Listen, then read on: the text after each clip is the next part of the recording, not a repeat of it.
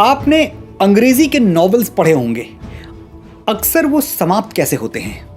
And they lived happily ever after. वो खुशी खुशी एक दूसरे के साथ रहने लगे। इसके बाद कहने के लिए कोई कहानी नहीं बचती।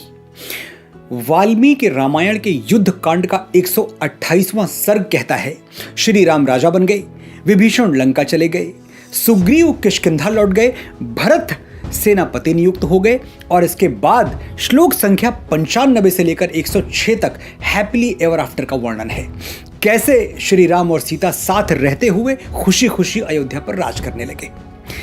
श्लोक संख्या 106 के बाद क्या है? फलश्रुति। अब फलश्रुति क्या है? प्रथम वेद ऋग्वेद से लेकर जितने भी आस्तिक ग्रंथ रचे गए हैं उनके अंत में फलश्रुति लिखने की परंपरा है।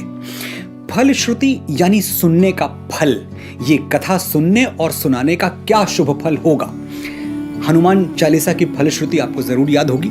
जय जय जय हनुमान गोसाई, कृपा करहु गुरुदेव की नाई, जो सतबार पाठ कर कोई, छूट ही बंदी महासुख होई, जो यह पढ़े हनुमान चालीसा, होए सिद्ध साखी गौरीसा। यानी जो हनुमान चालीसा का पाठ करेगा उसके दुख समाप्त होंगे और सुख आरंभ हो जाएंगे। रामायण में भी श्लोक संख्या 107 से 123 तक ऋषि वाल्मीकि ने फलश्रुति लिखी है।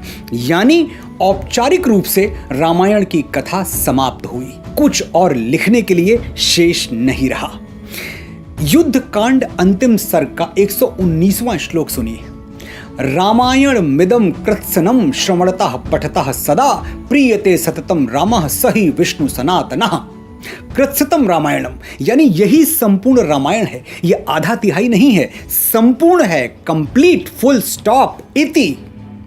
आगे 121वें श्लोक में वाल्मीकि लिखते हैं, एवमेतत् पुराव्रत माख्यानम भद्रमस्तु वह प्रव्याहरत विस्त्रब्धम बलम विष्णोः प्रवर्धताम।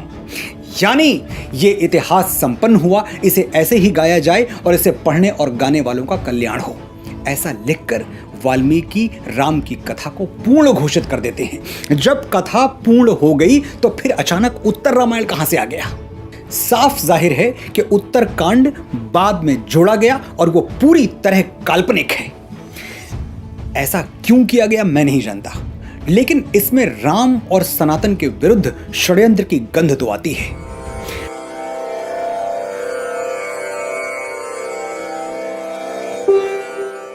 अब आपने एक और आक्षेप किया है कि रामायण के युद्धकांड में जब समाप्त होता युद्धकांड तब फलश्रुति आई है।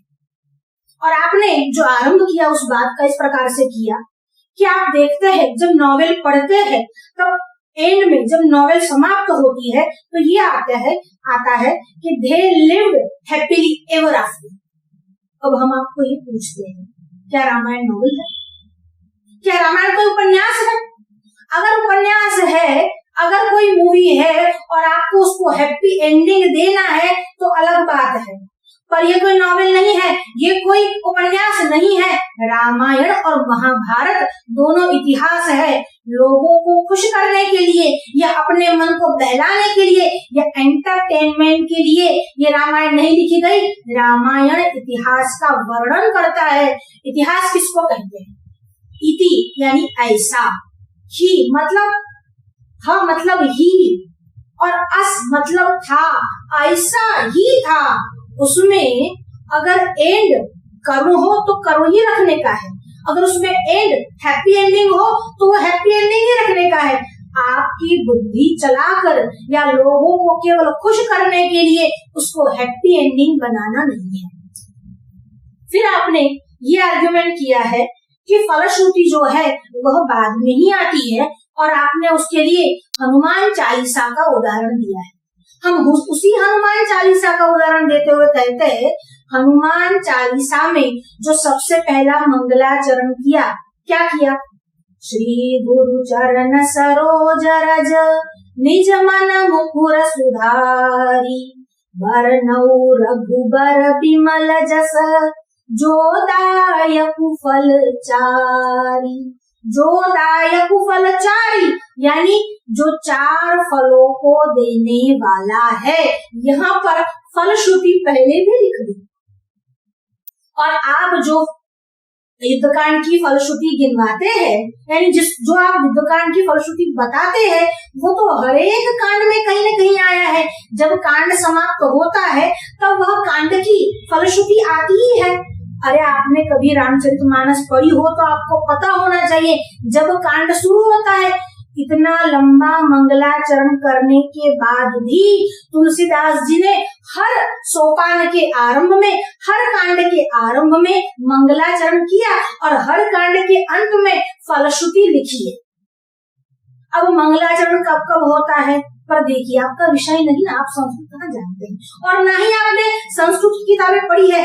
आपने तो केवल जैसे एक होता है नदी का, झरने का शुद्ध पानी और दूसरा होता है वो फिल्टर किया हुआ पानी या फिर घड़े का पानी, जिसकी जैसी मति है। अभी घड़ा अच्छे से साफ किया नहीं किया हो, घड़े में किसी ने पानी भर के रख दिया और आपने उस घड़े में से पानी पी लिया, वैसे ही कामिल बुलके है, आर्य समाजी है, जिन्होंने उत्तरकांड को प्रक्षिप्त बताया है, उनके घड़े से आपने भी पानी पी लिया, आपने नदी का पानी नहीं पिया।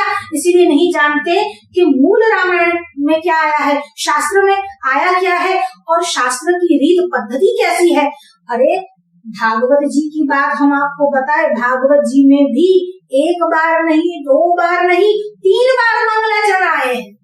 अब मंगलाचरण से कोई ये कहने लगे कि यहीं से आरंभ हुआ है तो कथा का या फिर ग्रंथ का, भागवत जी के दूसरे स्कंद के आरंभ में सुखदेव जी भी मंगलाचरण करते हैं। अब कोई ये कहे कि यहीं से ग्रंथ का आरंभ होता है तो, क्योंकि उसके पूर्व प्रथम स्कंद में भगवान वेदव्यास ने तो मंगलाचरण किया ही है। अब मंगलाचरण कब करना है, फलश्रुति कब कहनी है, देखिए यहाँ पर फलश्रुति कह दी, पौलस्य वध यानी रावण का वध यहाँ समाप्त हुआ, जो मेन मुख्य कथानक था वो यहाँ पर समाप्त हुआ। इस बात को लेकर यहाँ पर इसकी फलश्रुति बताई है।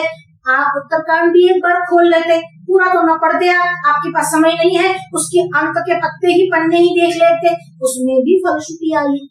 इसीलिए केवल फलश्रुति को लेकर आप यह घोष नहीं कर सकते कि उत्तरकांड जो है वह प्रक्षिप्त है।